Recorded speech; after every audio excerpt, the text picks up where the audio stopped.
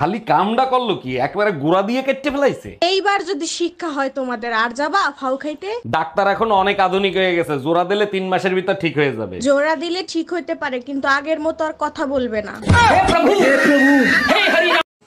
ভাবলাম কি আর ওইলো কি, লাফাইলো লাই লাফায়, মাঝখানটা গোল দিল শিখা পায়।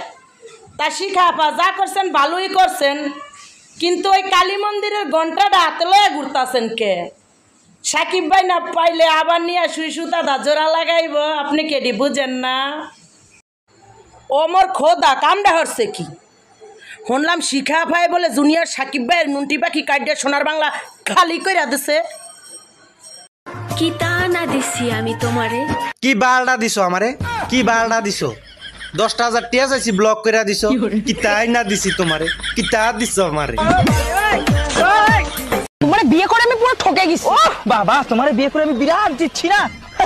মানে বিয়ে না করে আমি কত ভালো একটা বর পেতাম। ওইটাই তো মাঝে মাঝে ভাবি যে কার ফাড়া কার উপর দিয়ে গেল।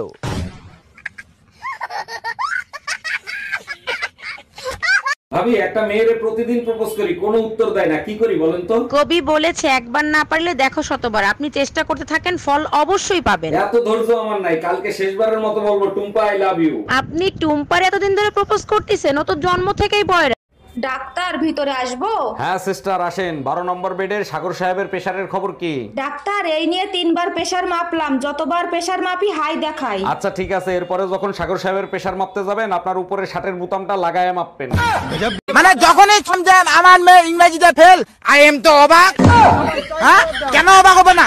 আমার মেয়ে সারা বছর ইংরেজিতে যে মানে এত ছেলের সাথে যে চ্যাটিং করে, সব ইংরেজিতে চ্যাটিং করে, তো ওই মেয়েটা কি করে ইংরেজিতে ফেল করে আমাকে বুঝাই দেন তো। কোন শাড়িটা খাতা দেখছে? ভাবি, ও ভাবি। হ্যাঁ কি হয়েছে ভাই?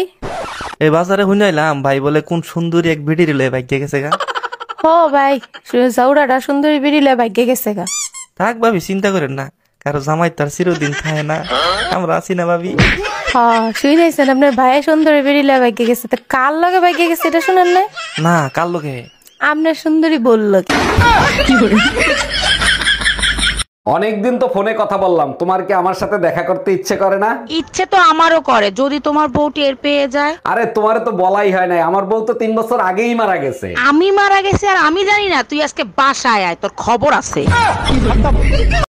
আচ্ছা, তুমি কি আমার জন্য কখনো কাঁদছো? হ্যাঁ, একদিন খুব কান্না করছি তোমার জন্য। কবে? যেদিন তুমি অসুস্থ ছিলা, আল্লাহর কাছে দোয়া করছি, অনেক কাঁদছি। তুমি আমার এত ভালোবাসো? কি বলছো আল্লাহর কাছে? আল্লাহর কাছে বলছে, আল্লাহ এটা আমার যে জ্বালান জ্বালায়, এখন অসুস্থ হয়েছে, আল্লাহ এই সুযোগ এটা উঠাই নাও।